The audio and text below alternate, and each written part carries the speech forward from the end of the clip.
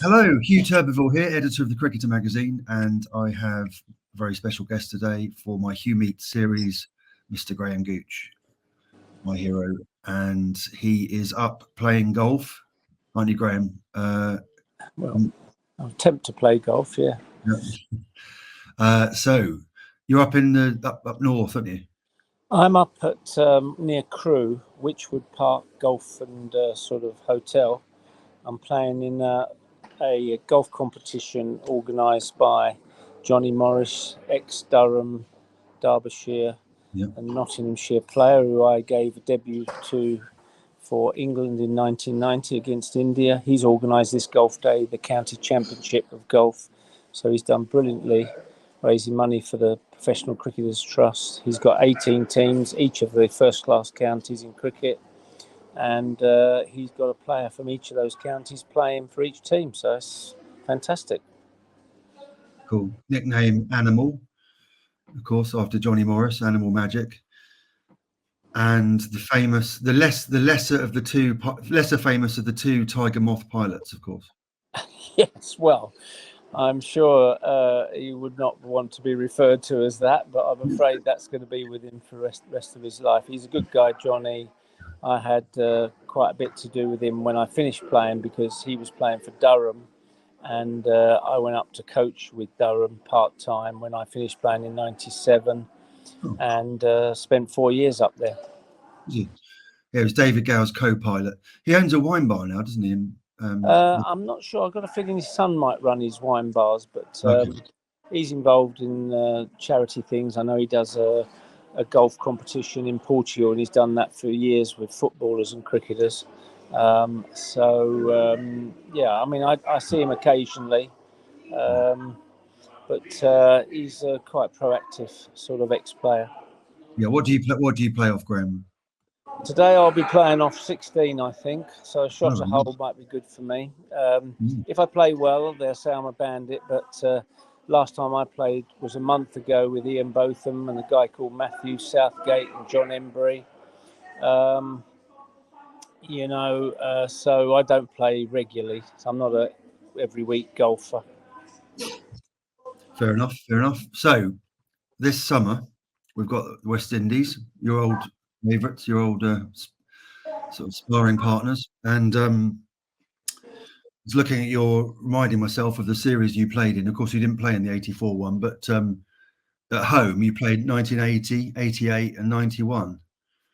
The 88 one was a bit of a horror show, wasn't it? But when you were captain in 91, you sort of cracked it, hadn't you? It was a good series. That was I think it finished 2-2. Yeah. It was a very competitive series. We won at Headingley in sort of bowler-friendly conditions where the bowlers, were on top, and it sort of suited our style of bowling. The fast-medium type bowler, Derek Pringle.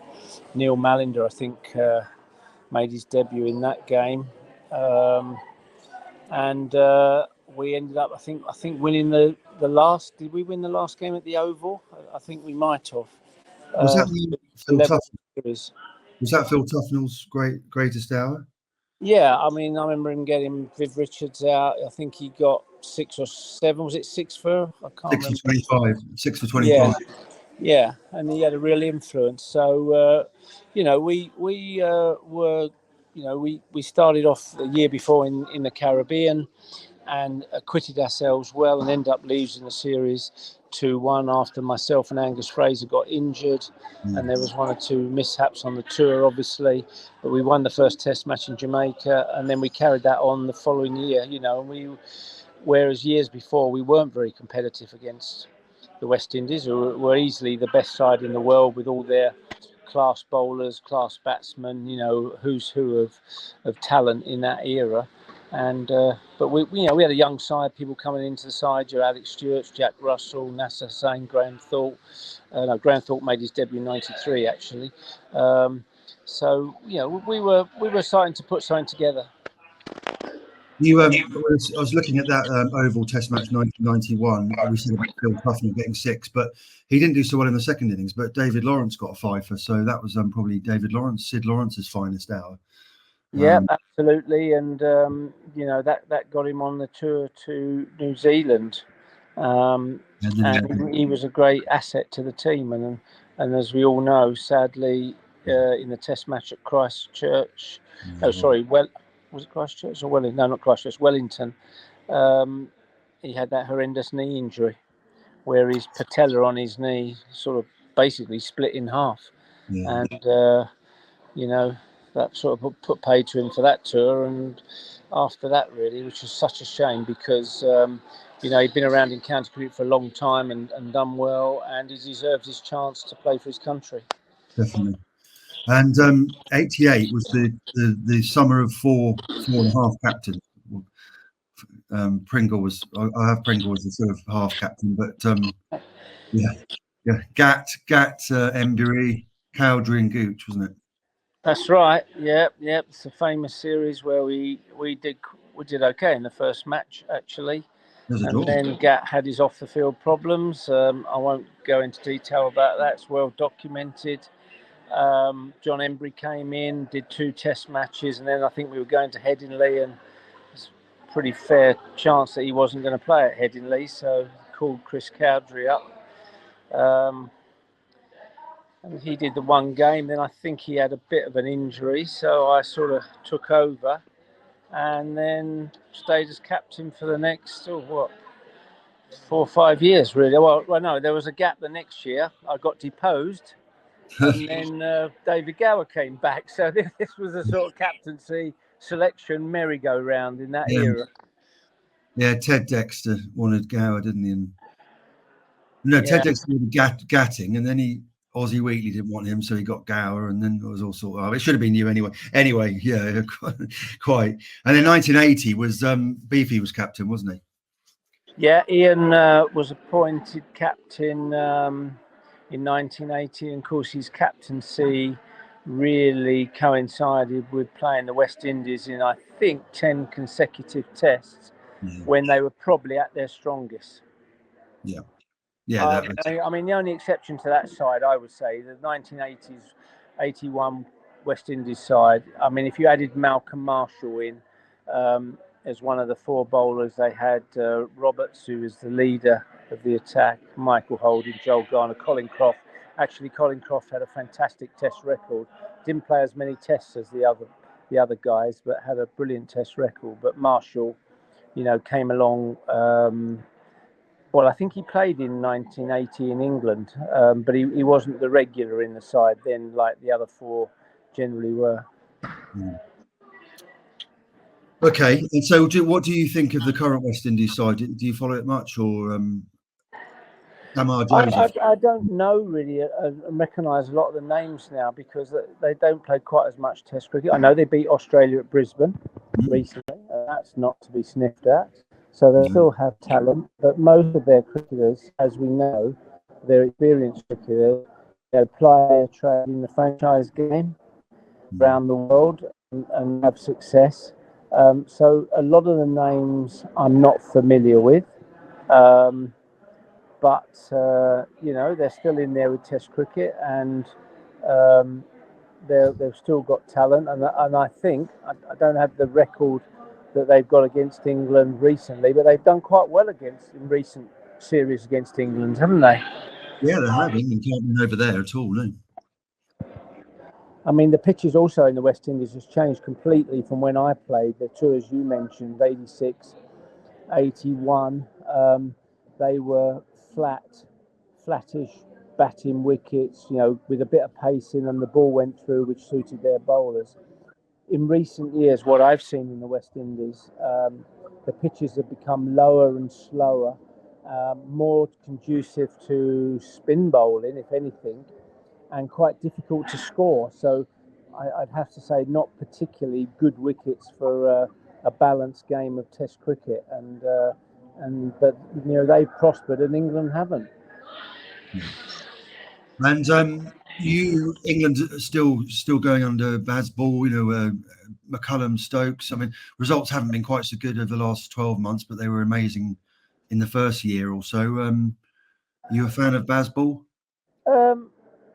Yeah, I mean, if you, I mean, attacking cricket, yeah, I am. I mean, you call it Bazball, but attacking cricket, Yeah. having the intent, having the intensity to take the game to the opposition, not to let the game drift, and to take the initiative all the time. I think he's great. I think we have to be careful a little bit because I think you know. My only issues are that sometimes when we need to play smart, we don't play smart, and we keep that sort of gung ho sort of attitude all the way through. And then but sometimes in Test cricket, you've always got to play the situation, you know, and not play the occasion. So you can't play the same way. I mean, my analogy would be sometimes we go out there and attack. It's like a golfer. I'm playing golf today. To me, it's like taking a driver out on every hole. You know, we're going full on the attack every hole. And the football analogy would also be that you're 2-0 up with 15 minutes to go. You're not sending all your full-backs and sending 6 men forward. Sometimes you have to close the game out and play smart. And a situation demands that. Things like, to me, Joe Root is our best player. He scored however many runs he scored, 10,000, playing one particular way. He's a fairly quick scorer anyway. And a smart move would be to say to him, Joe, you just play your own game, okay? You're our glue. You're our best player. You play your own game. Our other players will play the attacking style around you. To me, that's smart and sensible. So I don't agree with everything, but in general, I think they've done a fabulous job. Yeah. And it's James Anderson's last test. Do you think they got that decision right? Do you think he's going out at the right time? Or I think it's absolutely right. I'm obviously was honoured to work with James when I was coaching with England some 10 years ago, 10, 11, 12 years ago. His skill levels, his fitness, his determination and mentality to his job has been outstanding. Not only in the number of wickets he's taken, but the role model effect he's had on other bowlers, and to keep up that level. In this winter in India, he's not as devastating wicket taker as he used to be, but he doesn't let the team down, and he's still there and thereabouts all the time. And if there's something in the pitch, like in England, then he's going to still get something out of it, even though he's 41 years of age. I do think it's the right decision, though, because I can't see him being around for the next Ashes series in 18 months' time or whenever it is. And we need to find other players to fill his shoes and to be the leaders of our attack. And we need to find out about these other bowlers. So I think they've done exactly the right thing. They're going to give him a brilliant send-off at the best cricket ground in the world, and it'll be a fitting end to a magnificent career. No one's really talked about his batting, and it's gone down backwards a bit lately. But I'm just looking to see, is that when you were coach, did you manage to sort of get, because he had the record of most innings without a duck, didn't he? And he got quite good for a while, didn't he? Did you have a hand in that? Well, I think James, over the years when I was involved with him, we had a few chats and tried to make some suggestions. But I think he had his own way of playing, and I think in recent years we've all seen the reverse sweep. That's obviously his preferred shot against the slower bowlers, and Right. probably one of his main scoring shots. But I mean, look, he tried his best. He had a few changes in his technique and ideas, the way he thought about things, but when you're a number 11, it's difficult to make an impact. Yeah, fair enough. Okay, Graham, I'll let you go off in a minute so you can go and play your golf. But in a forthcoming magazine, The Cricketer, we've got we had dinner, didn't we, on the HMS Victory, which was fantastic, and you can read all about that in the magazine. And your hero is Nelson, isn't he? Horatio Nelson.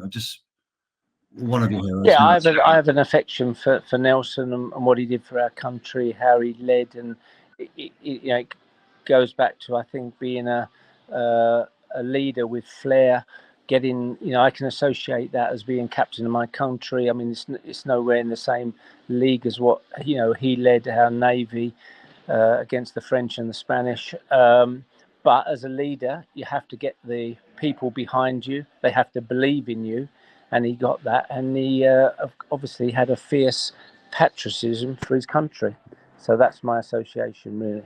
Well, I think your 154 at Headingley in 1991 probably was up there with Nelson-esque achievement. And also leadership. One story springs to mind was the Oval 1993.